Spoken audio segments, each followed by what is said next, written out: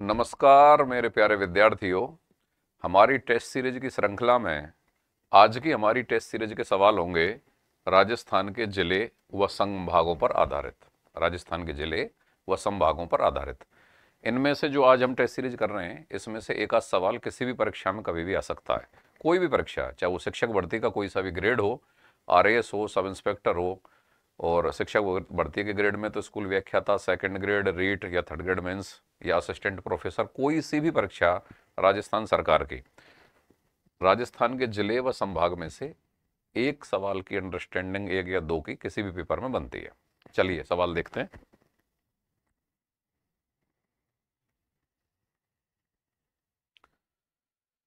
हाँ जी, पहला सवाल, 27वें जिले के रूप में गठित धौलपुर का क्षेत्र पूर्व में किस जिले या जिलों का भाग था?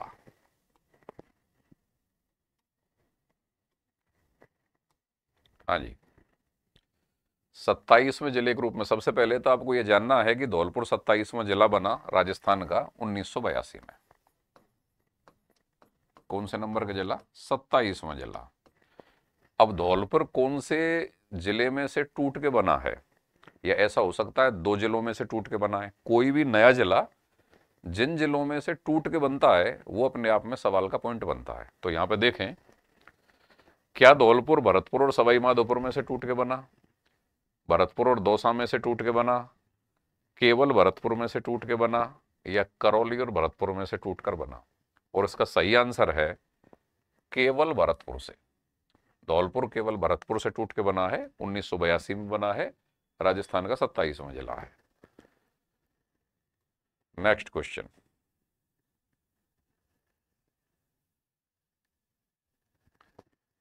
कौन सा सही सुमेलित है?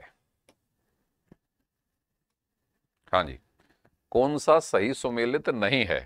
सही सुमेलित नहीं है। अब यहां पे क्या दे रखा है? वागड़, इसमें डूंगरपुर और बांसवाड़ा दे रखा है। मेवात, अलवर, भरतपुर दे रखा है। भूमट, प्रतापगढ़, चित्तौड़गढ़ दे रखा है। हाड़ौती, कोटा और बूंदी दे रखा है। अगर आप यहां पर देखेंगे, वागड़, डूंगरपुर, बांसवाड़ा और प्रतापगढ़ का क्षेत्र वागड़ के अंतर्गत आता है। यह राजस्थान का भौतिक सांस्कृतिक जो विभाजन है, यह आपने पढ़ा होगा, भौतिक सांस्कृतिक विभाजन। ये जो क्षेत्रों के नाम हैं, ये राजस्थान का भौतिक सांस्कृतिक विभाजन है। मतलब एक विशेष प्रकार की संस्कृति किसी विशेष प्रकार के भौतिक क्षेत्र में पाई जाती है तो वह भौतिक और सांस्कृतिक विभाजन होता है। तो ठीक है, वागड़, वागड़ के अंतर्गत राजस्थान के कौन से जिले आते हैं? अच्छा, दो शब्द हैं यहां, आप अंतर करें। ये चलो कंसेप्ट यहीं क्लियर कर लो। बागर, वागड़, बांगर,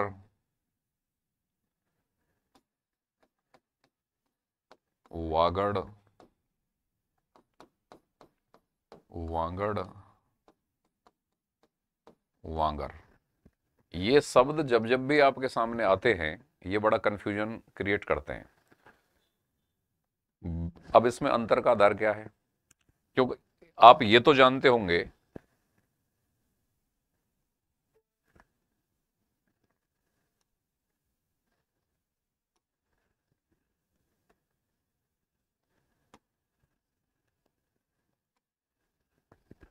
यहां देखिए,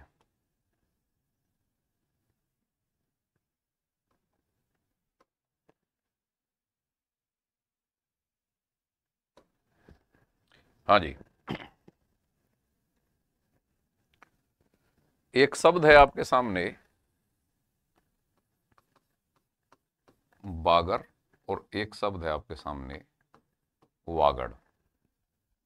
इनमें अंतर का एक आधार है जो आपको बड़ा सरल तरीके से मैं बता देता हूं। अगर शब्द का पहला अक्षर बे बकरी आ रहा है, बे बकरी, तो चाहे वो चंद्रबिंदी लग रही है, लास्ट में रे लग रहा है, डेडलिया लग रहा है, कुछ भी है, उन सब का मतलब एक ही है, बागर, वे बकरी होना चाहिए पहला शब्द का पहला अक्षर। अगर दूसरी तरफ शब्द का पहला अक्षर वे वन आ रहा है तो चाहे उसमें डलिया लग रही है, चाहे उसमें चंद्रबिंदी लग रही है, चाहे उसमें रे लग रहा है, डलिया लग रही है, कुछ भी लग रही है, अंतर का सामान्य आधार है कि शब्द का पहला अक्षर पकड़ोगे आप, वे वन और वे बकरी।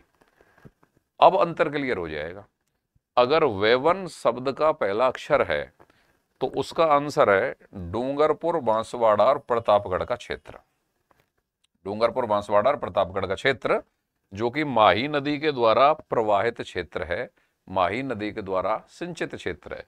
यह क्षेत्र क्या कहलाता है? वागड़। वे वन आना चाहिए पहला अक्षर शब्द का। और अगर बेबकरी आ रहा है पहला अक्षर तो वह क्या है?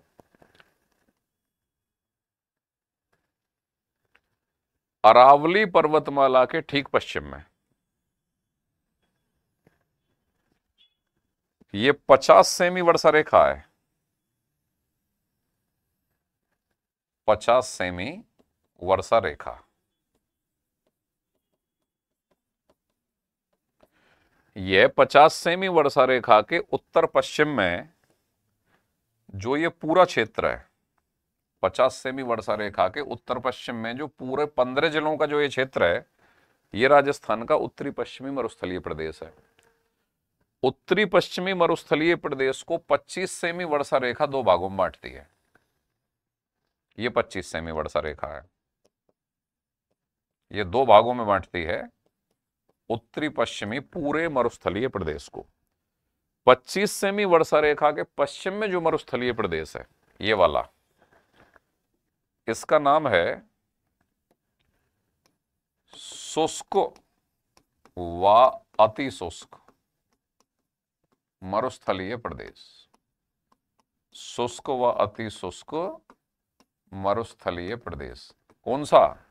25 सेमी वर्षा रेखा जो कि मरुस्थल को दो भागों में बांट रही है, उसके पश्चिम में स्थित मरुस्थलीय जो प्रदेश है वो शुष्क व अति शुष्क पश्चिमी मरुस्थलीय प्रदेश कहलाता है। ठीक है, लेकिन 25 सेमी वर्षा रेखा और 50 सेमी वर्षा रेखा के बीच का जो ये क्षेत्र है, मरुस्थल में 15 जिले हैं, 6 जिले तो आप शुष्क व अति शुष्क मरुस्थलीय प्रदेश में सेट करोगे, और 9 जिले जो ये बीच का जो क्षेत्र है 25 सेमी वर्षा रेखा और 50 सेमी वर्षा रेखा के बीच में, इसको बोला जाता है अर्ध शुष्क राजस्थान वागड़ प्रदेश।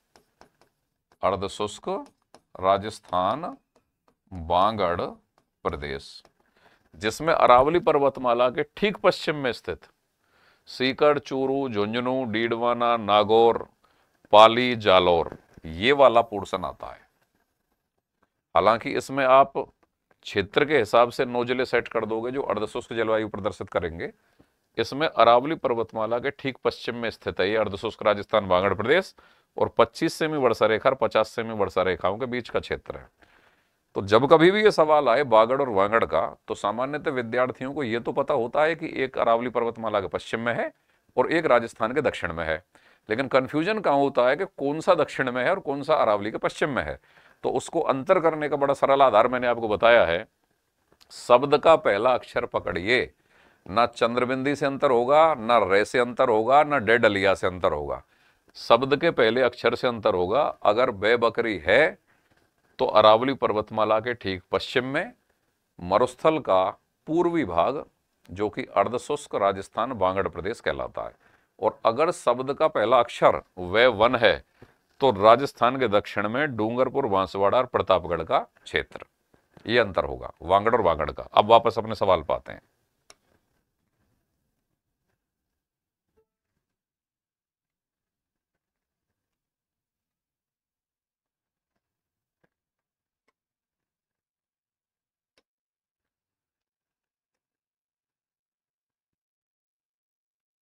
हाँ जी, कौन सा सही सुमेलित नहीं है? आपके सामने आया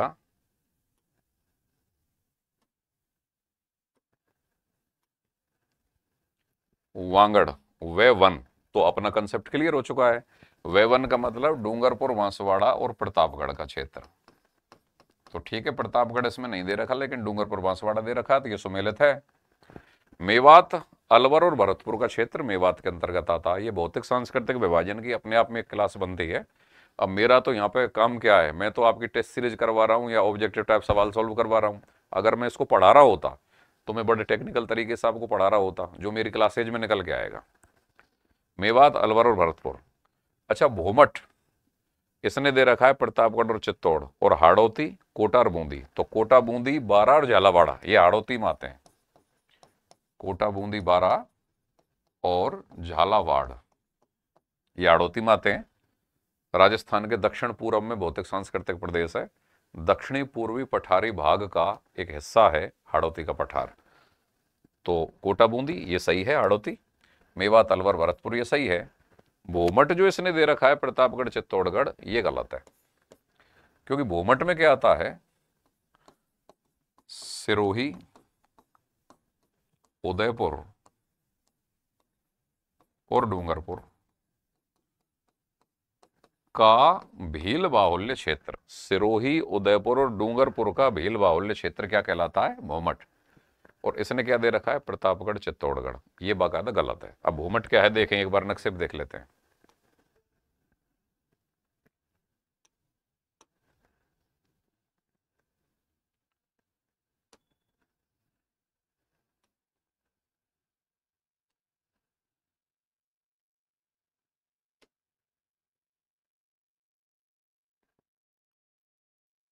हाँ जी,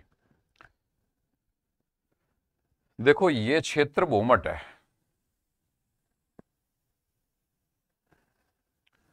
सिरोही का पूर्वी हिस्सा, उदयपुर का पश्चिमी हिस्सा और डूंगरपुर का उत्तरी पश्चिमी हिस्सा।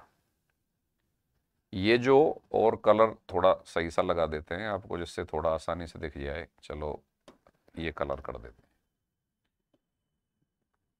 हैं। ये क्षेत्र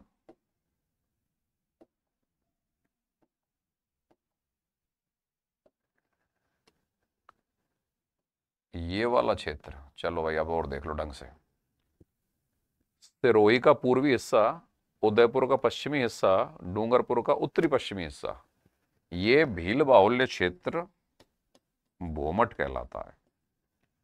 तो एग्जामिनर ने वहां पर ये नहीं दे रखा था, तो वापस सवाल पे गौर कर लें आप।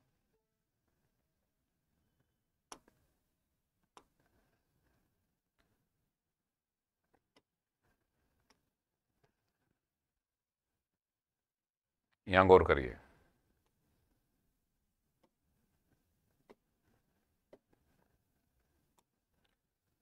कौन सा सही सुमेलित नहीं है, वागड़, डूंगरपुर, बांसवाड़ा, प्रतापगढ़ सही सुमेलित है। मेवात, अलवर, भरतपुर सही सुमेलित है। भोमट, प्रतापगढ़, चित्तौड़गढ़ ये गलत है। क्यों, भोमट में अभी आपने क्या पढ़ा है, सिरोही, उदयपुर और डूंगरपुर का क्षेत्र भोमट में आता है, और हाड़ौती, कोटा, बूंदी ये भी सही है। आगे देखें, तीसरा सवाल।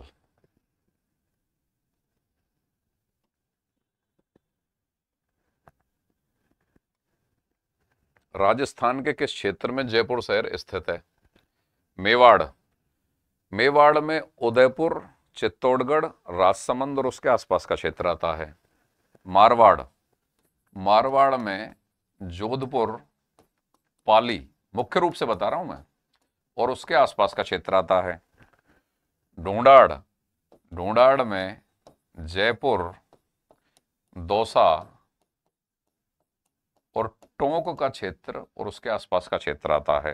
हाड़ौती आपको पता है, कोटा, बूंदी, बारां, झालावाड़ आता है। तो आंसर सही क्या हो जाएगा, जयपुर कहां पर स्थित है, ढूंढाड़ में।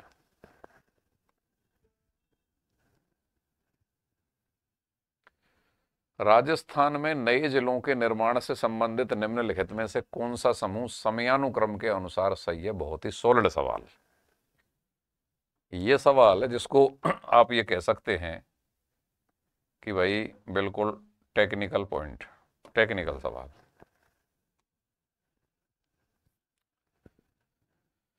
राजसमंद 1991 में बना है।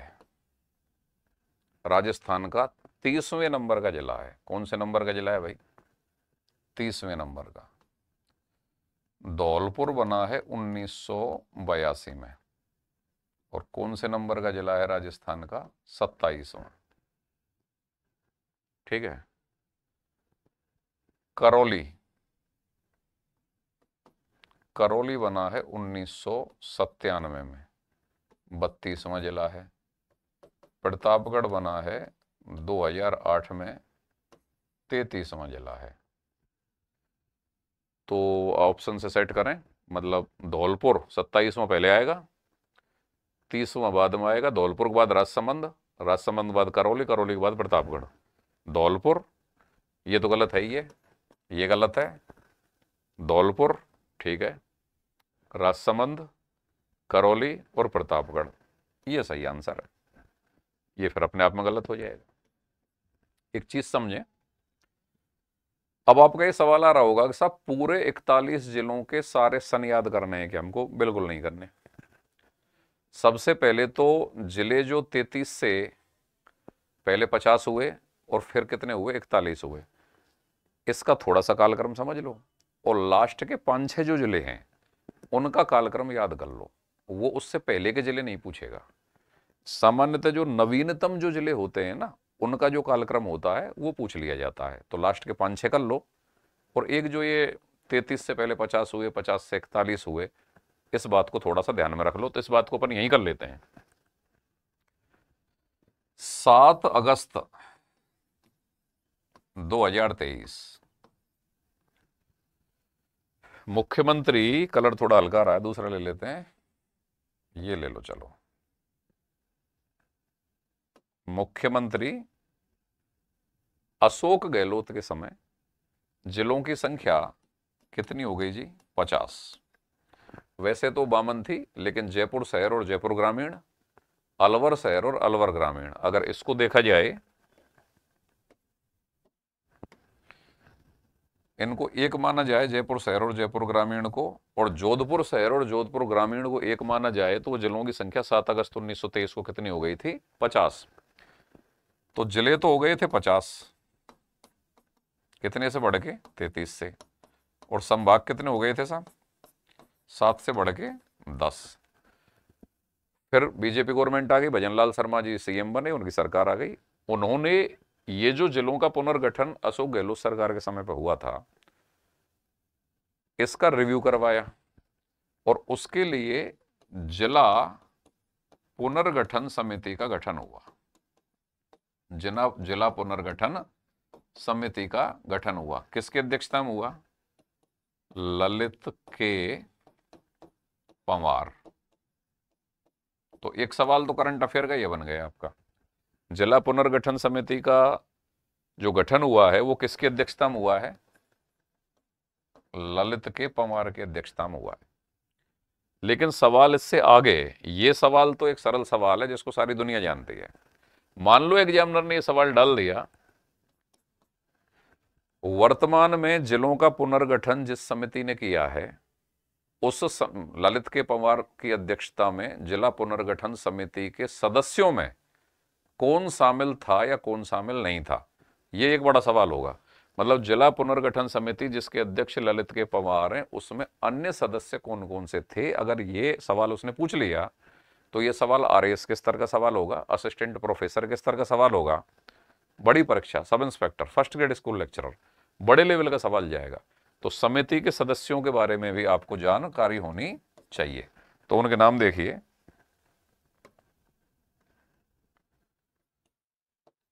एक नाम है राज्यवर्धन राठौड़, दूसरे नाम है कन्हैयालाल चौधरी, तीसरे नाम है हेमंत मीणा, और चौथा नाम है सुरेश रावत। ये बड़ा सवाल है। मान लो एग्जामिनर ने ये पूछ लिया, ललित के पंवार की अध्यक्षता में गठित जिला पुनर्गठन समिति के सदस्यों में निम्नलिखित में से कौन सा शामिल नहीं था? तो फिर वो इन 4 में से कोई से 3 पकड़ेगा, और एक कोई वो होगा जो नहीं था, जो आपका आंसर होगा। इसको ढंग से पकड़ना संभावित है और अच्छा सवाल है। मैं ये कंफर्म नहीं कह रहा आएगा, लेकिन इस लेवल की डेप्थ आपको करंट अफेयर पे चाहिए। अच्छा, कुछ दिनों के बाद मैं कंप्लीट करंट अफेयर राजस्थान के लेने जा रहा हूं। और असिस्टेंट प्रोफेसर की परीक्षा दिसंबर के फर्स्ट वीक में, चूंकि मैंने पढ़ाना कल से ही शुरू किया है तो भाई मटेरियल बनाने में टाइम लगेगा, कम से कम 15-20 मैगजीन पढ़नी पड़ेंगी, बहुत सारे सोर्सेज से मटेरियल लेना पड़ेगा, फिर उसको पीडीएफ के रूप में कन्वर्ट करना, फिर पढ़ाना। तो मैं प्रयास करूंगा कि नवंबर एंड में ही मैं वो सारा करंट अफेयर मिक्सअप करके वो पढ़ा दूं, जिससे कि असिस्टेंट प्रोफेसर में भी कुछ बच्चों को ठीक ठाक फायदा मिल जाए।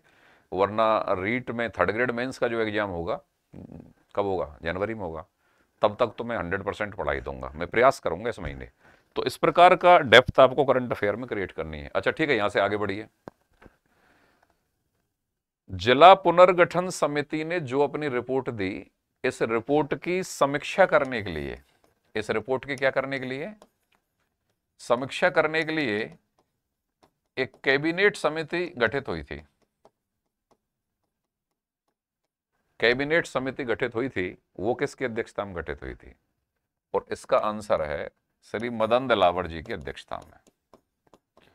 ये और बड़ा सवाल बन गया। जिला पुनर्गठन समिति वर्तमान सरकार ने गठित की और उस जिला पुनर्गठन समिति के अध्यक्ष ललित के पवार, उसमें ये 4 सदस्य, चारों सदस्यों के नाम याद रखोगे। जिला पुनर्गठन समिति ने अपनी रिपोर्ट दी, उस रिपोर्ट की समीक्षा करने के लिए मदन दिलावर जी की अध्यक्षता में मंत्रिमंडलीय समिति या कैबिनेट समिति का गठन हुआ। और इस समिति की रिपोर्ट के बाद 29 दिसंबर 2024 को कितने जिले बने? ये 50 जिले घट के कितने बन गए? 41। और संभाग 10 घट के वापस कितने बन गए? 7। तो वर्तमान में कितने जिले हैं? 41। और वर्तमान में कितने संभाग हैं? 7। ये एक इन्फॉर्मेशन है, थोड़ा सा आप नोट भी कर सकते हैं।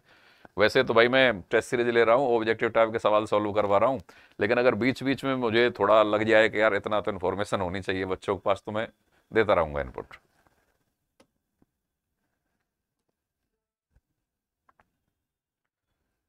अगला सवाल देखें।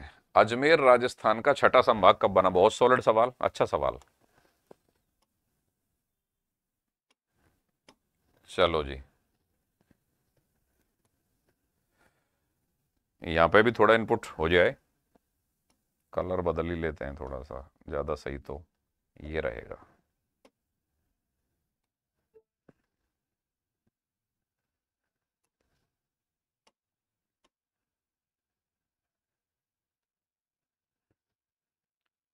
अजमेर राजस्थान का छठा संभाग कब बना? तो संभाग के बारे में इंफॉर्मेशन जान लो। संभागीय व्यवस्था राजस्थान में शुरू हुई 1949 में। कौन से सीएम थे? हीरालाल शास्त्री। ये बड़ा सॉलिड सवाल है और हर बार मतलब बहुत बार आता रहता है। कौन से मुख्यमंत्री के समय संभागीय व्यवस्था शुरू हुई? हीरालाल शास्त्री के समय शुरू हुई, 1949 में शुरू हुई। फिर इस संभागीय व्यवस्था को एक मुख्यमंत्री ने खत्म कर दिया। तो खत्म कब हुई? 1962 में हुई। और खत्म करने वाले जो सीएम थे, मोहनलाल सुखाड़िया। ठीक है साहब। लेकिन 25 साल बाद, मतलब 1987 में यह संभागीय व्यवस्था दोबारा शुरू हुई। और किस सीएम के समय शुरू हुई? हरदेव जोशी जी के समय। तो संभागीय व्यवस्था पे आपके 3 सवाल बनते हैं कि संभागीय व्यवस्था राजस्थान में कब शुरू हुई? 1949 में हुई। जब 1949 में शुरू हुई तो कितने संभाग थे? 5। जयपुर, जोधपुर, बीकानेर, कोटा और उदयपुर। जयपुर, जोधपुर, उदयपुर, बीकानेर और कोटा। ठीक है जी। फिर जब खत्म कर दी मोहनलाल सुखाड़िया जी ने 1962 में, हरदेव जोशी जो वापस सीएम आए, उन्होंने पुनर्जीवित किया या दोबारा शुरू की 1987 में। ठीक इसी 1987 में हरदेव जोशी जी ने छठवां संभाग बनाया, अजमेर। अजमेर कौन सा संभाग बना? छठवां। कब बना? 1987 में। जब इस संभागीय व्यवस्था को पुनर्जीवित किया गया तो इसके साथ ही एक और संभाग बनाया, अजमेर, 1987। और 2005 में 7वां संभाग बना आपका भरतपुर। ठीक है भाई। और 7 अगस्त 2023 में पिछली गवर्नमेंट ने 7 से 10 संभाग बना दिए, लेकिन वर्तमान गवर्नमेंट ने फिर उन संभागों को खत्म कर दिया जो एक्स्ट्रा नए बने थे, और 10 से वापस 7 आ गए। तो वर्तमान में यही संभाग है। अब सवाल क्या बोल रहा है? अजमेर राजस्थान का छठा संभाग कब बना? आपके सामने आंसर है 1987। ये आंसर सही है।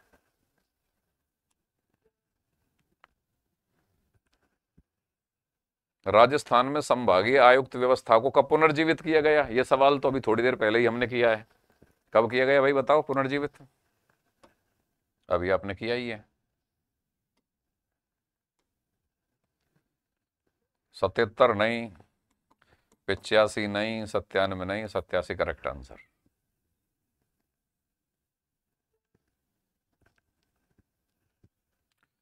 किन वर्षों में संभागीय आयुक्त के पद को समाप्त और पुनर्स्थापित किया गया? वापस वही सवाल, मतलब अगर कंसेप्ट क्लियर हो जाता है तो फिर सवाल चाहे कोई सा भी हो।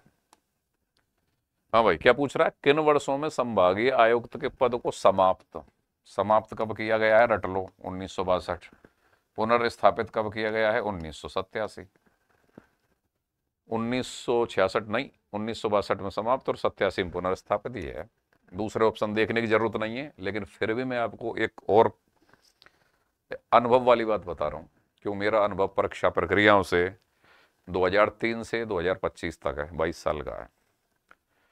और ऑब्जेक्टिव टाइप की कोई भी परीक्षा, छोटी से लेकर आईएएस तक, RAS, IAS, assistant professor, net, JRF, school lecturer, कुछ भी, कोई भी परीक्षा जिसमें मैं बैठ गया, भगवान की कृपा से अभी तक एक भी परीक्षा नहीं पिटी है, मतलब रिजल्ट अनबीटेबल है। और 20-22 साल में मैं 2005 से परीक्षा प्रक्रियाओं में विद्यार्थियों का मार्गदर्शन भी कर रहा हूँ, और हो सकता है मेरे छोटे मोटे सहयोग से लगभग 700-800 से ऊपर विद्यार्थी सेलेक्ट हैं, जिनमें से 100+ स्टूडेंट तो स्कूल व्याख्याता हैं कम से कम, और ज़्यादा ही होंगे। और बाकी विभिन्न नौकरियों में सेकंड ग्रेड शिक्षक, third grade teacher, sub inspector Rajasthan police, secretary, patwari, उनमें हैं। तो मेरा जो भी ये छोटा मोटा अनुभव है, जो 2003 से एक विद्यार्थी के रूप में मैंने स्टार्ट किया अब तक, एक सरल बात यह है, जब कभी भी आप ऑब्जेक्टिव टाइप परीक्षा का कोई सा भी पेपर अटेम्प्ट कर रहे हैं, इस अगर एक लाइन को मेरी को पकड़ गए, और हमेशा अनुभव में अपने में प्रयोग में किया, बहुत ज्यादा फायदा होगा। और वो छोटी सी लाइन क्या है? पेपर वाली नाइट पूरी पढ़ने की नहीं होती, वो रिलैक्स करने की होती है। आप पेपर वाली नाइट पूरा पढ़ने की बजाय उस पेपर को ही अच्छे से पढ़ लो। सिली मिस्टेक अगर 100 सवाल विद्यार्थी अटेम्प्ट करते हैं, तो आप ये पक्का मान के चलिए कि 3-4 सवाल, 2-3 सवाल तो कितना भी एक्सपीरियंस्ड स्टूडेंट है ना, वो भी सवाल का डिमांड सही नहीं पकड़ पाएगा, सही नहीं पढ़ पाएगा। और जब पेपर कक्ष से बाहर आ जाता है तो उसको गलती का एहसास होगा कि अरे 2-3 सवाल तो मैं ऐसे कर सकता था, वो गलत कर लेता है। ओएमआर भरते वक्त गलती हो जाती है। अगर आप इन सिली मिस्टेक को रोक गए तो कम से कम 3 सवाल 100 में से कम गलत करोगे। और ये 3 सवाल, एक सवाल नेगेटिव और हो जाता है, 4 सवाल के बराबर होते हैं। और 4 सवाल का मतलब समझ रहे हैं क्या है? 8 नंबर। और मेरिट पता है कहाँ जाती है? जहां कट ऑफ रुकता है उससे 2-3 नंबर ऊपर और 2-3 नंबर नीचे 80% स्टूडेंट होते हैं। मतलब अगर 1 या 2 सवाल और सही हो जाए तो मेरिट ही बदल जाए। तो हम 100 में से 3 सवाल भी अगर उड़ा देते हैं अपने, तो कितनी बड़ी हानि कर चुके होते हैं। जितने स्टूडेंट सेलेक्ट होते हैं ना, सिर्फ 2 नंबर पर ही उतने ही और बैठे होते हैं। उनमें 90% वो हो सकते हैं कि जिन्होंने सिली मिस्टेक किया हो। अगर वो सिली मिस्टेक नहीं करते तो हो सकता है वो मेरिट के अंदर होते। तो हालांकि मैंने अभी बोल दिया कि ये आंसर है, नीचे वाले ऑप्शन पढ़ने की जरूरत नहीं है, लेकिन मैं वापस आपको जोड़ देकर ये बोल रहा हूं, अगर आपने पूरे सवाल को, चाहे वो कितना ही सरल है, पूरा सवाल टेल एंड तक पढ़ना है, और चारों ऑप्शन टेल एंड तक पढ़ने हैं, और 3-4-5 सेकंड रुक के आंसर देना है। राजस्थान सरकार में ऐसा कोई पेपर नहीं होता जिसमें टाइम कम पड़े।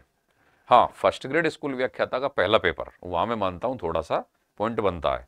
जीके के स्तर पे बात बता रहा हूं भाई मैं, कहीं कोई फर्स्ट ग्रेड मैथ से जो दे रहा है या सेकंड ग्रेड दे रहा है वो मेरा शब्द पकड़े, वहां तो हो सकता है, लेकिन मैं जीके के लिहाज से बात कर रहा हूं। यूपीएससी का पेपर वो जरूर होता है कि वहां थोड़ा टाइम टेकिंग बात है।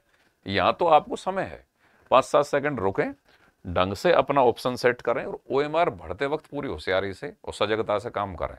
सिर्फ ये काम कर लिया, 3 सवाल कम गलत करोगे।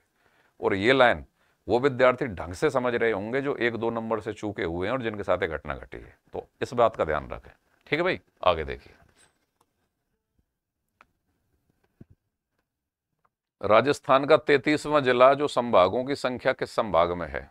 33वां जिला। अब 33वां जिला भाई आपको पता है कौन सा बना है? प्रतापगढ़ बना है। कब बना है? 2008 में बना है। तो प्रतापगढ़ कौन से संभाग में आएगा? सीधी सी बात है, अजमेर में नहीं आ रहा, भरतपुर में नहीं आ रहा, कोटा में नहीं आ रहा, प्रतापगढ़ उदयपुर संभाग के अंतर्गत आता है। आगे देखें, निम्नलिखित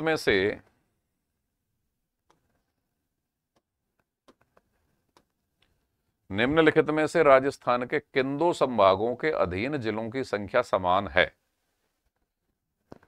अजमेर संभाग में 6 जिले, जयपुर संभाग में 7 जिले, बीकानेर संभाग में 4 जिले, कोटा संभाग में भी 4 जिले। देखो आंसर तो हो गया, जोधपुर है ये, जोधपुर संभाग में 8 जिले जो कि एक संभाग के रूप में सबसे ज्यादा है। उदयपुर संभाग में 7 जिले, जोधपुर में फिर 8 जिले और जयपुर में फिर 7 जिले। तो संख्या समान कहां रही है? ये आंसर है भाई इसका।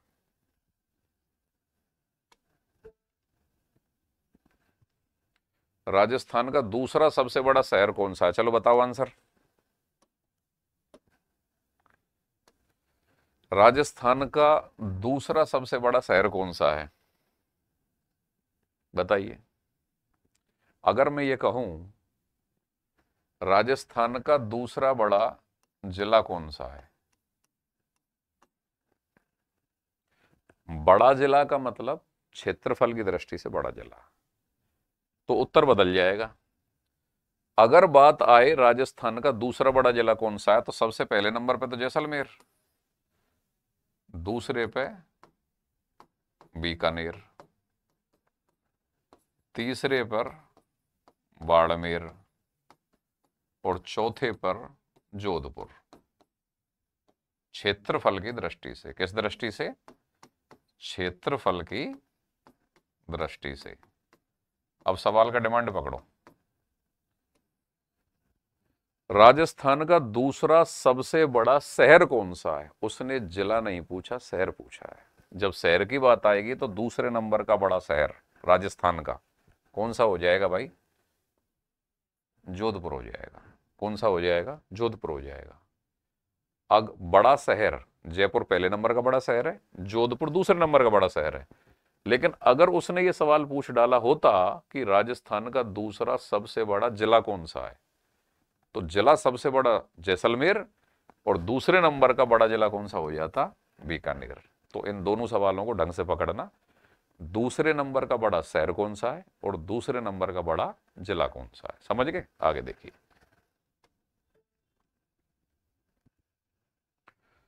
राजस्थान का कौन सा संभाग राज्य में सर्वाधिक क्षेत्रफल घेरता है? सिंपल पॉइंट, सिंपल सवाल। सर्वाधिक क्षेत्रफल कौन सा घेरता है भाई? सरल सी भाषा में जान लें, जोधपुर में 8 जिले हैं और सबसे बड़ा संभाग जोधपुर है।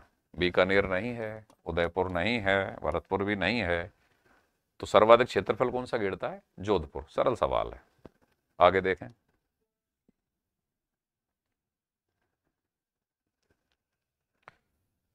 राजस्थान के नवगठित 33वें जिले, बहुत सॉलिड सवाल।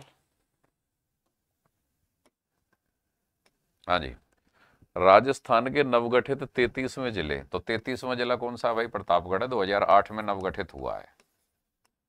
ठीक है जी। का गठन किन किन जिलों के क्षेत्रों को मिलाकर किया गया है? देखो एक चीज सुन लो, एक सवाल ऐसा भी आगे हो सकता है, हालांकि हमारी टेस्ट सीरीज में नहीं है, अगर होता तो मैं और डिटेल से कराता।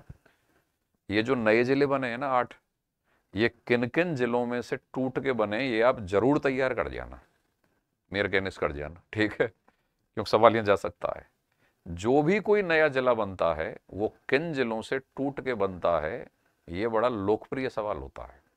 अब चूंकि टेस्ट सीरीज में प्रतापगढ़ है, तो प्रतापगढ़ जब 2008 में राजस्थान का 33वां जिला बना था, तो आप बताइए कि किन जिलों से टूटकर बना था?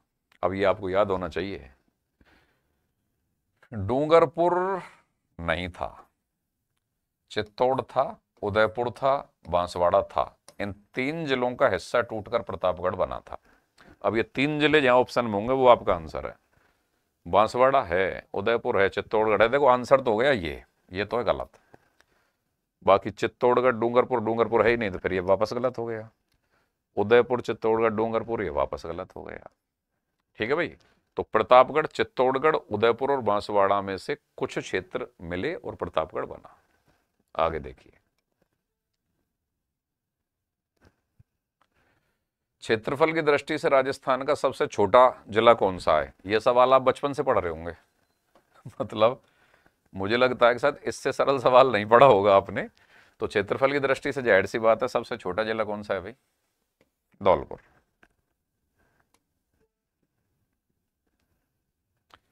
राजस्थान के निम्नलिखित जिलों को उत्तर से दक्षिण की ओर सही क्रम में व्यवस्थित करें। बिल्कुल सही बात।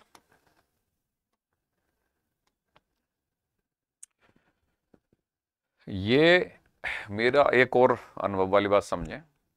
राजस्थान के नक्शे पर जिस विद्यार्थी का जितना हैवी कमांड होगा, वो अपने समकक्ष विद्यार्थियों की तुलना में कम से कम 3 सवाल ज्यादा करेगा। ये भी 22 साल का अनुभव ले लो।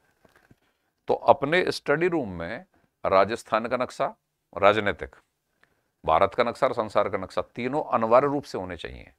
राजस्थान जीके के बिना तो राजस्थान सरकार में कोई नौकरी लग नहीं सकती। और इंडिया का जीके सेकंड ग्रेड के फर्स्ट पेपर पे आ रहा है। ज्योग्राफी लगी पड़ी है, फर्स्ट ग्रेड के फर्स्ट पेपर पे चाहे ना लगी हो, सेकंड ग्रेड के फर्स्ट पेपर पे लगी हुई है। और तमाम परीक्षा आरएएस, सब इंस्पेक्टर, सेक्रेटरी, पटवारी, सारी जगह पर है। तो ये 3 नक्शे आपके स्टडी रूम में हों। और राजस्थान के पूरे 41 जिले जो हैं, 5 मिनट नक्शे के साथ आपको फ्रेंडली होना है रोजाना। मतलब आपकी इतनी परफॉर्मेंस होनी चाहिए कि जैसे ही आपसे किसी ने कहा डीडवाना कुचामन, तो आपको पता होना चाहिए कि उसके आसपास कौन कौन से जिले उससे सीमा बना रहे हैं। ब्यावर, कौन कौन से जिले उससे सीमा बना रहे हैं, कौन से जिले आपस में क्रमागत हैं और कौन से जिले नहीं हैं। मतलब कौन से जिले की सीमा कौन से लग रही है, उसके बाद कौन से लग रही है। इतनी परफॉर्मेंस आपकी होनी चाहिए। कोई से भी 4 जिले दे दिए 41 में से कि इनको क्षेत्रफल के बढ़ते क्रम में व्यवस्थित करो, इनको क्षेत्रफल के घटते क्रम में व्यवस्थित करो, इनको बढ़ते हुए अक्षांश के क्रम में व्यवस्थित करो, घटते अक्षांश में व्यवस्थित करो, बढ़ते देशांतर में व्यवस्थित करो, घटते देशांतर में व्यवस्थित करो। समझ गए? इस लेवल का कमांड और परफॉर्मेंस जब आपकी होगी, जब आप फिर वो मैच्योर स्टूडेंट बन जाओगे, फिर कोई भी पेपर ऑब्जेक्टिव टाइप का आपके सामने, तो ये प्रैक्टिस आपकी होनी चाहिए। और ये जो सवाल है इसी कंसेप्ट पे आ रहा है। देखिए, राजस्थान के निम्नलिखित जिलों को उत्तर से दक्षिण की ओर व्यवस्थित करिए। तो सीधी सी बात यह है कि आपका राजस्थान के नक्शे पे कमांड होना चाहिए। अब यहां मैं राजस्थान का नक्शा निकालूं, ये छोटा सवाल है। गंगानगर आपको पता है सबसे ऊपर है, ठीक है जी। गंगानगर से जब आप नीचे उतरोगे तो दूसरे नंबर पे कौन सा आएगा? मतलब पहले नंबर पे तो गंगानगर, दूसरे पे बीकानेर, तुरंत गंगानगर के नीचे, ठीक है साहब। उससे थोड़ा जब उतरोगे और नीचे तो फिर जोधपुर आ जाएगा तीसरे नंबर पर। और जालोर सबसे नीचे गुजरात के बॉर्डर पर है, ये चौथे नंबर पे। तो उसने क्या कहा है? उत्तर से दक्षिण की ओर, तो मतलब गंगानगर, बीकानेर, जोधपुर और जालोर, ये सीक्वेंस होना चाहिए। मतलब 1, 4, 3 और 2, गलत। 1, 2 गलत, 1, 4, 3, 2, ये आपका आंसर है।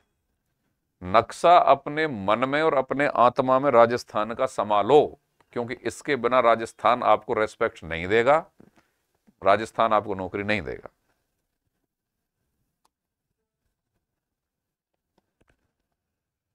गंगानगर से हनुमानगढ़ जिले का गठन कब हुआ? चलो साहब, अच्छा वाला सवाल है। हनुमानगढ़ कब बना है?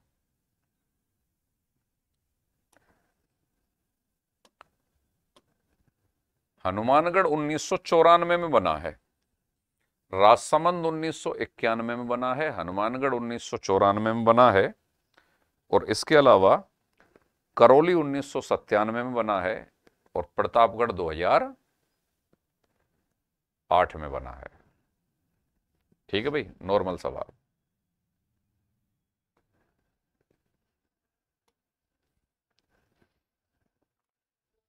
उन्नीस सौ 94। बसवा, लालसोट, मेवा और सिकराया,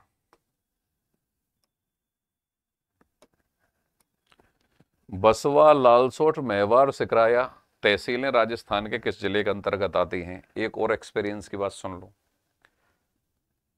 जितने भी ये 41 जिले हैं, इनकी सारी तहसीलें आपको रटनी नहीं है। बस जिले के सामने तहसील, जिले के सामने तहसील, जिले के सामने तहसील, उनको बार बार रिवाइज कर लेना है।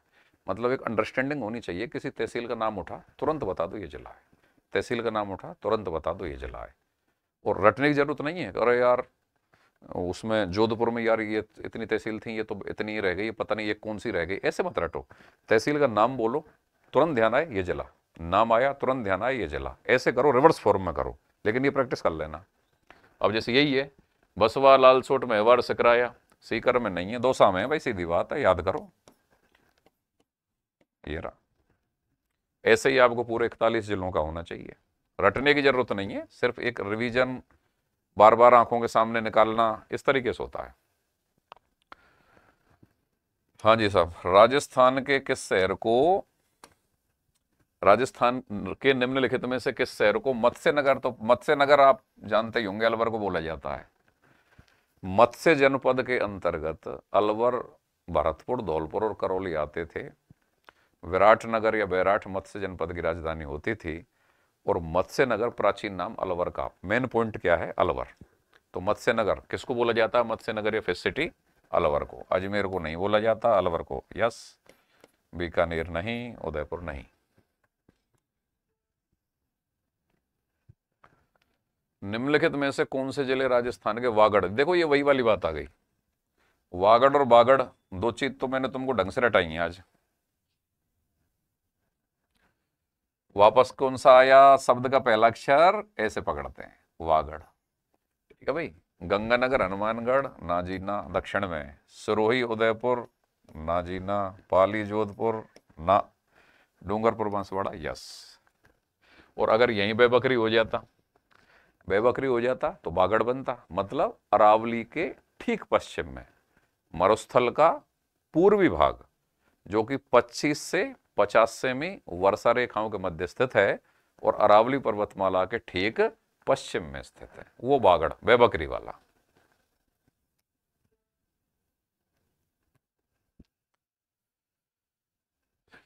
हाँ जी। निम्न में से किन दो नगरों का प्राचीन नाम शेखावाटी है। अब शेखावाटी जो भौतिक सांस्कृतिक प्रदेश है, सीकर, चूरू, झुंझुनू, तो ढूंढ लो भाई, सीकर, चूरू, झुंझुनू। कोटा बूंदी ना, डूंगरपुर, बांसवाड़ा बिल्कुल नहीं, डूंगरपुर, बांसवाड़ा ना, झुंझुनू, चूरू ठीक है, एक सीकर और लगा दो इसमें, और जैसलमेर, अजमेर ये भी नहीं। तो शेखावाटी राजस्थान का,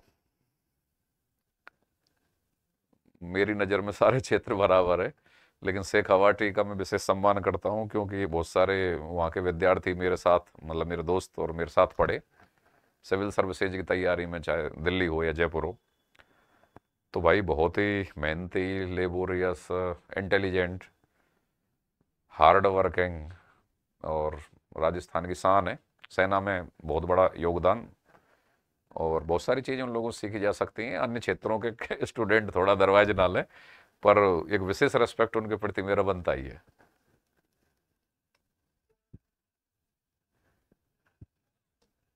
निम्नलिखित में से कौन सा वह सबसे पुराना नाम है जो हमें ऋग्वेद में वर्तमान जोधपुर के लिए मिलता है। ठीक है साहब, देखते हैं। जंगल नहीं मिलता जी, जंगल बीकानेर, जंगल प्रदेश बीकानेर और उसके आसपास का क्षेत्र। सूरसेन, भरतपुर, धौलपुर और करौली, राजस्थान में भरतपुर, धौलपुर और करौली का जो क्षेत्र है ना, ये प्राचीन समय के सूरसेन जनपद में आता है। उसकी प्राचीन समय पर राजधानी कौन सी थी, मथुरा। लेकिन राजस्थान का ये हिस्सा सूरसेन जनपद के अंतर्गत आता है। मत्स्य, अलवर, भरतपुर, धौलपुर, करौली, ये भी नहीं है।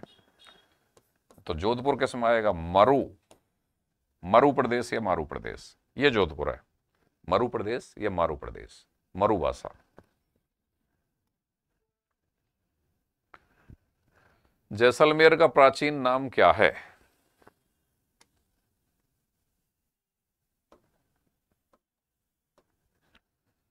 वागड़, डूंगरपुर, बांसवाड़ा, प्रतापगढ़, हाड़ौती, कोटा, बूंदी, बारा, झालावाड़, शेखावाटी अभी पड़ा है, सीकर, चूरू, झुंझुनू, मांड, मांड या वल्ल प्रदेश प्राचीन समय पे किसको बोला जाता था, जैसलमेर और उसके आसपास के क्षेत्र को। ये आंसर है। जैसलमेर का प्राचीन नाम क्या है, इनमें से मांड या वल्ल प्रदेश प्राचीन समय पे किसको बोला जाता था, जैसलमेर को।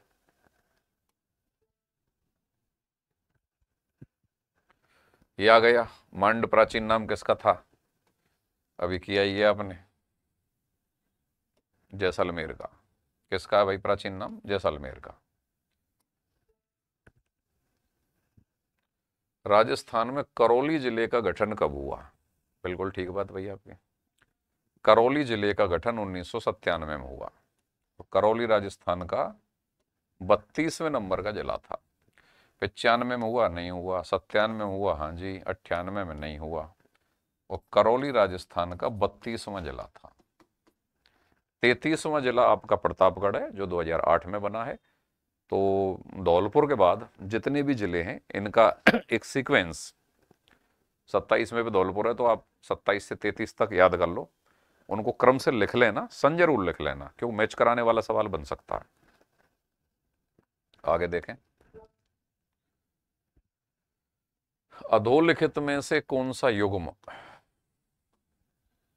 हाँ जी, अधोलिखित में से कौन सा युग्म प्राचीन अंचल आधुनिक जिला सही सुमेलित नहीं है? अच्छा, कौन सा सही सुमेलित नहीं है?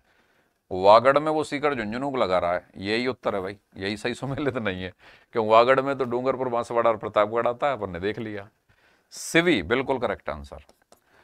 सिवी जनपद पुराने समय पर जो था, वर्तमान में उसके अंतर्गत, मतलब उसका क्षेत्र जहां जहां था, वर्तमान में चित्तौड़ और उदयपुर, मतलब मेवाड़ वाला क्षेत्र उसके अंतर्गत आता है। सिवी, मेदपाट, मेवाड़ या प्रागवाट, ये सारे नाम, प्रागवाट, मेदपाट या मेवाड़, तो ये चित्तौड़, उदयपुर और उसके आसपास का क्षेत्र है जो प्राचीन समय पे सिवी जनपद का हिस्सा था। तो सिवी या मेवाड़ या प्रागवाट या मेदपाट या मेवाड़, उदयपुर चित्तौड़ का क्षेत्र। तपादलक्ष, अजमेर, नागौर और सांभर का क्षेत्र, ठीक है, ये सही सुमेलित है। ये भी सही है, ये भी सही है। आरवुद प्रदेश, सिरोही और आबू के आसपास का क्षेत्र, ये भी सही है। ये गलत है। तो वो क्या पूछ रहा है? कौन सा सही सुमेलित नहीं है? ये सही सुमेलित नहीं है, तो ये आंसर हो जाएगा। ये सही सुमेलित है, वो कह रहा है कौन सा सही सुमेलित नहीं है। कई बार ये है नहीं है, इसके चक्कर में बहुत सवाल गलत होते हैं। सरल भाषा में, सरल दिमाग से पकड़ें, कौन सा सही सुमेलित नहीं है? वागड़ में सीकर झुंझुनू दिखा रहा है, भाई ये सही सुमेलित नहीं है, आंसर हो गया। ये तो सारे सही सुमेलित हैं। ऐतिहासिक स्थल जाबालीपुर की आधुनिक पहचान है, बिल्कुल जी बिल्कुल, याद करो भाई इसको। जालौर का प्राचीन नाम जाबालीपुर, जालौर का प्राचीन नाम जाबालीपुर, सीधे याद करने वाली बात है। राजस्थान के प्रमुख शहरों के प्राचीन नाम आप याद कर लें, एक लिस्ट के रूप में याद कर लें, कोई सा भी सवाल कभी भी उठ सकता है इस तरीके से। सिरोही का नहीं है, नागौर का नहीं है, जैसलमेर का नहीं है। सिरोही का आरवुद प्रदेश है, नागौर का अहिछत्रपुर है, जैसलमेर का मांड्यावल्ल प्रदेश है, जालौर का जाबालीपुर है।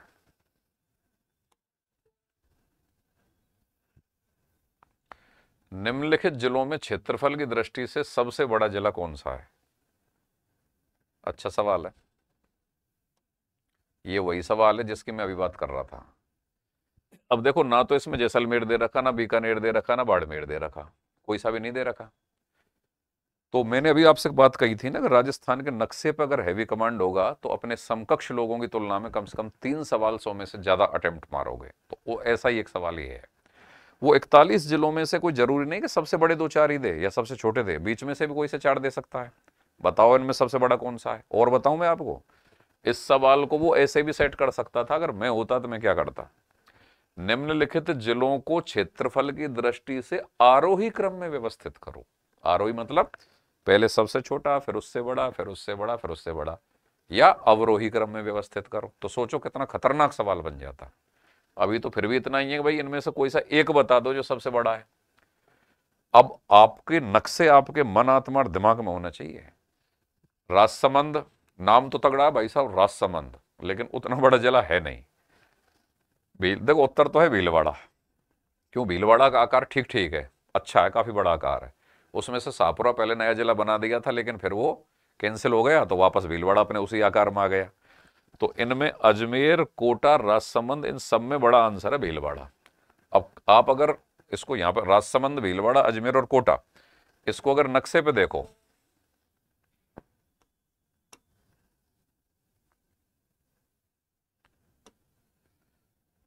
राजस्थान पॉलिटिकल मैप यहां देखिए, राजसमंद ये रहा भाई साहब, अजमेर ये रहा, अजमेर पीले कलर का है, तो अजमेर भी मतलब ठीक ठीक है बड़ा बड़े क्षेत्रफल की दृष्टि से,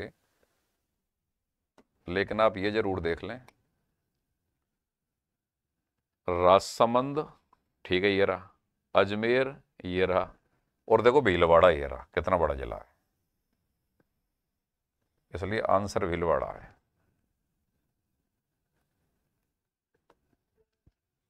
अब ये नक्शा आपको बिल्कुल मन में होना चाहिए आपके, सेट पूरी तरीके से।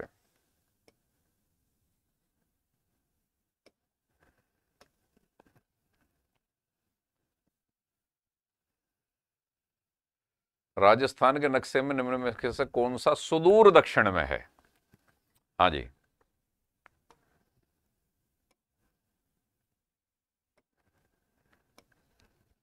मेड़ता सिटी ना, सोजत पाली ना, मारवाड़ जंक्शन ना, राजसमंद। क्यों राजसमंद सबसे बेस्ट आंसर होगा सुदूर दक्षिण में। अब वो फिर नक्शे पा गया सवाल कि भाई पाली में कोई चीज पड़ रही है या नागौर में कोई चीज पड़ रही है, राजसमंद उससे नीचे आता है, तो राजसमंद सुदूर दक्षिण में है इनकी तुलना में जो ये दे रखे हैं।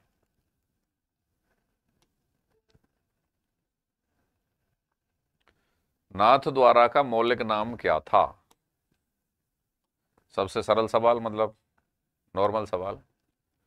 बानरा नहीं, कानूर नहीं, सिहाड़, नाम से ही जाहिर है। श्रीनाथ जी का मंदिर कहाँ है? सारी दुनिया जानती है, सिहाड़ नाथ द्वारा।